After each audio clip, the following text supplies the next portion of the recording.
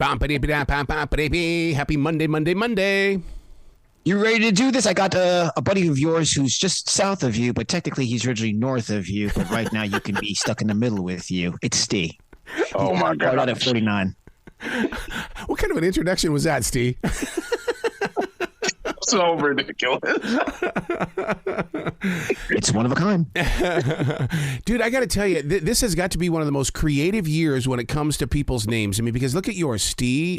There's Corey, the way that she spells Corey, and there's Bias, and you're talking to some freak named Arrow. What the hell is this all about? I like it. It keeps things interesting. It does. But the marketing side of it, because, I mean, growing up inside the terrestrial radio world, I had more program directors and consultants that were very angry with me because I wouldn't change my name. Are they approaching you the same way? No, not at all. They liked my name. They really liked it.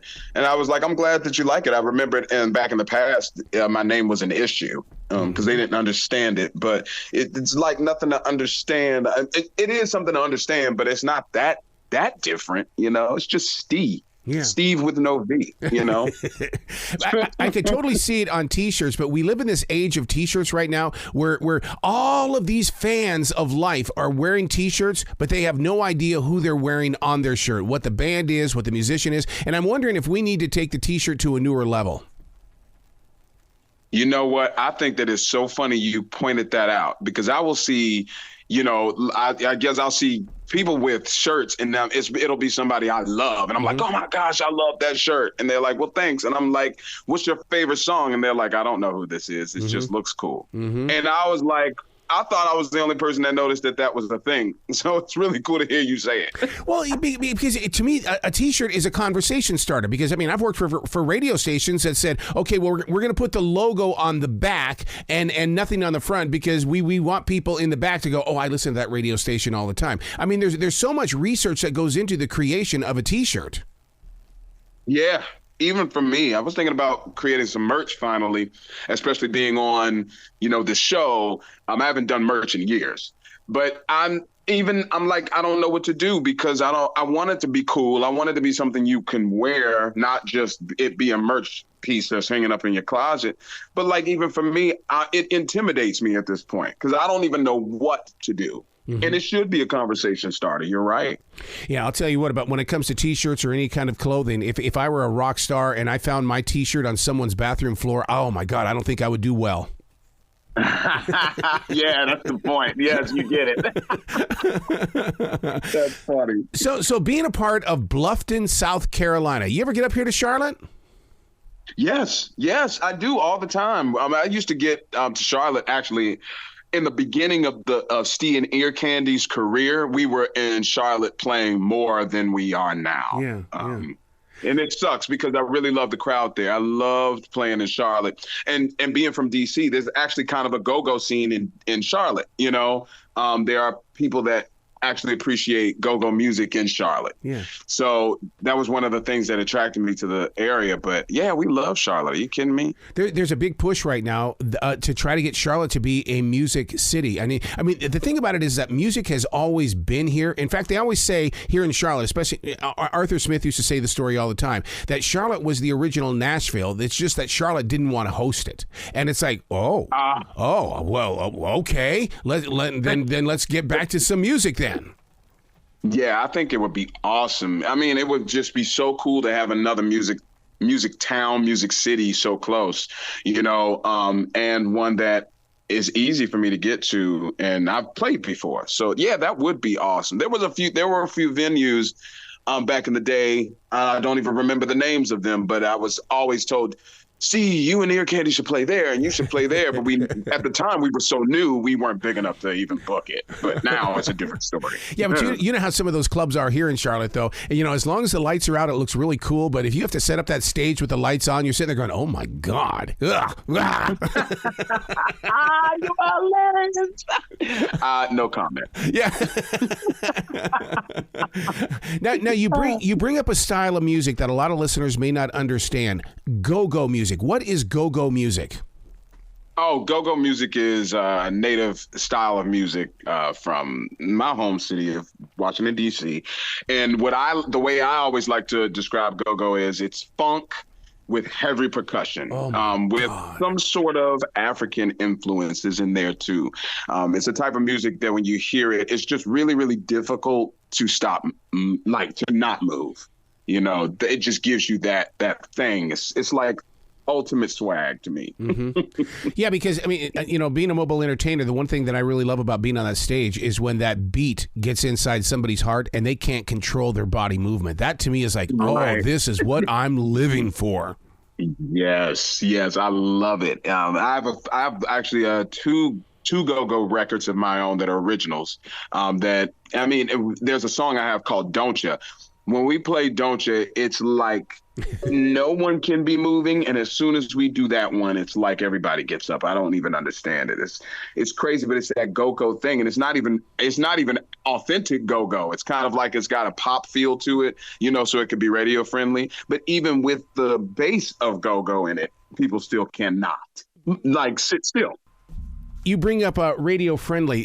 Let's talk about that a bit, because I mean, when I first got into radio, it was just radio or television, and then this thing called MTV came along. These days, there are so many outlets for music. What about that Spotify or that iHeartRadio listen and those hundreds of thousands of hits that you're getting versus, well, I can get you on 3 times a day on terrestrial radio? Oh, for myself, oh my goodness. You want to know what's funny about you asking me that? It's evolved over the years. Yeah. And it's only evolved because the landscape has evolved. So, you know, I would say, let's use Don't Ya for an example. Don't Ya came out in 2014. That's how old that song is. And back in those days, my main goal, I wanted Don't Ya on the radio. Mm-hmm. I wanted it on the radio. I wanted it played all the time. I wanted it to be the next biggest hit after Bruno Mars. I wanted to be that, you know? And today, I think that what's most important for me as an artist is just to create music that is like a part of people's lives. Mm-hmm. So however I can get it to you, that's really what's important. And I'm going to come up with a little bit of a budget and push my music as much as I can as an independent artist, and any platforms or radio stations that are open to playing it and they think that their listeners will like it and we can work out however we can work it out, I would like that as well. But it's not so specific to like what it is other than I want this to be a part of people's lives. Because I remember being young and I remember my favorite songs growing up, and I remember that now I'm still listening to those songs. So that's important. Funny you say that, because I did a performance just a couple of days ago, and somebody comes up and they go, "Man, you need to play some old school funk like Car Wash from Rolls Royce." I'm going, "Car Wash? That was a pop hit, man." What are you talking about? Evolution, man. Evolution. Yeah, but don't you love music though, the way that it can be planted in any generation and it grows and it's just endless. Once you set it free, it's like kudzu, dude. Yeah, I mean, but you have to, as a creative, and I think I speak for a lot of creative people, you have to be willing to let your song go and also let it be interpreted however it's going to be interpreted in any space and time. You know, that's a lot of the reasons why so many of my, you know, friends are like, "Oh, I don't want to put it out. I don't want to put it out. I just need the right moment." And I'm like, "Yo, just put it out," you know, because this could be the moment where it will become timeless and your fans' children will listen to your songs. And it may be a pop hit today, and 20 years it could be a funk hit, in 20 years it could be an R&B hit. Either way, someone's going to listen to it. It's going to be a part of their lives. So I tell them all the time, just relax. I love music in that regard. That is so true. And the reason why I bring that up is because I know when you guys are up to something, because it's like, 3 or 4 years after we've had this conversation, all of a sudden I start seeing your interviews popping up like you wouldn't believe. And it's like, what is he up to? I got to go see what Stee has just released, because suddenly his interviews are hot again. I love that. Are you kidding me? As long as I can be relevant in, making music and still doing what I love to do. I mean, I would love to do it until the day I croak, but, we'll see if I have the tenacity to do that, because I'm not going to lie to you. The way that the industry can be it could be so, such a letdown sometimes. You're like, oh, but I believed in that project so much, and it goes nowhere. So, you just got to keep your own, oil going.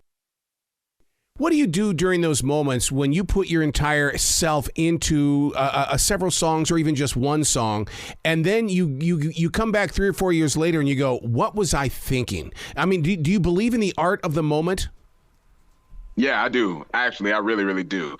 I put out a project in 2015. It was called the Atypical Playlist. And it was the Atypical Playlist because it was just something I was being very experimental at the time. I did some like trip hop dream. Oh my God. Rap. I was doing all kinds of stuff at that time.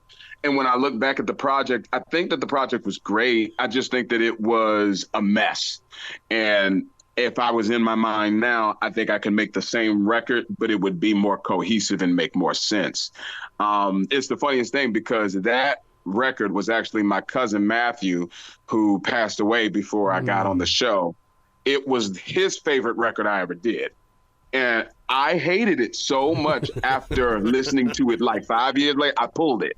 So it's not even in print anymore. Oh my God. But he got so mad at me because, nobody has CD players anymore and he has it on CDs. Like, why would you pull it off Apple Music? I used to listen to it on my walks. And I'm like, man, I'll put it back out. And I told him I put it back out. I never got the chance. But yes, to your point, that's the prime example of me doing things in the moment and like thinking about it later and being like, man, I don't know about that joint. You and I have something in common: weddings. I've been a wedding DJ since 1992. You are a wedding singer, dude. How do you sit down and have those meetings in this modern age where you've got the attention of the bride and groom for maybe 22 seconds?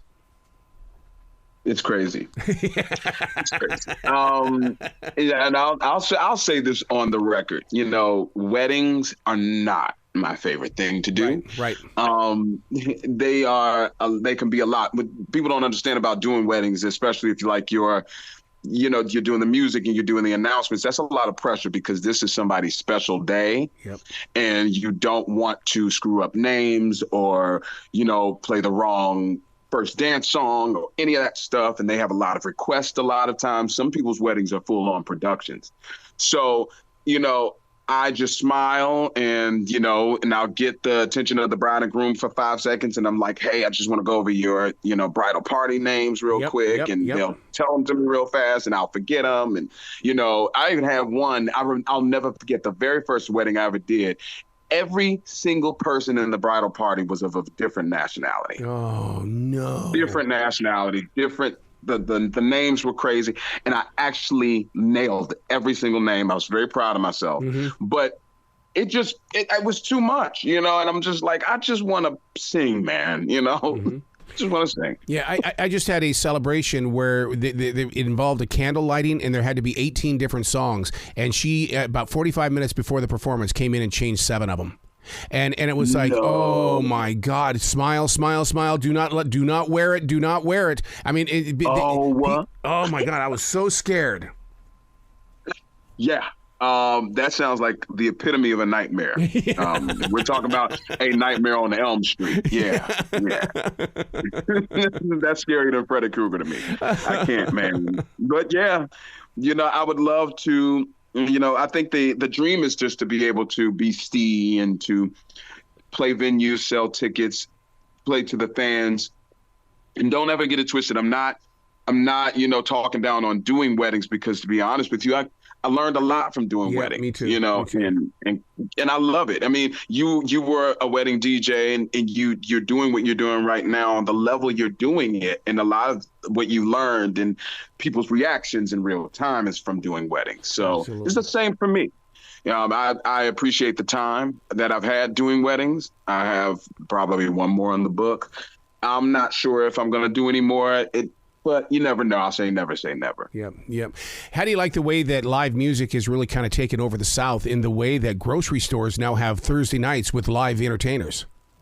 Oh, my goodness. Let me tell you something. I'm actually really appreciative of the way that live music has really caught on here because, we play everywhere, and we're appreciated for it.